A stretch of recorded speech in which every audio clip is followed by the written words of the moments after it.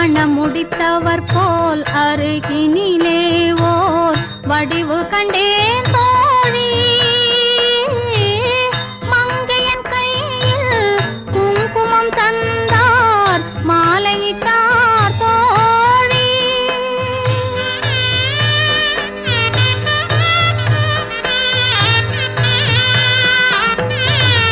வழி மறந்தேனோ வந்தவர் நெஞ்சில் சாய்ந்து விட்டேன் தோழி. அவர் மறவேன் மறவேன் என்றார் உடனே மறந்து விட்டார் தோழி.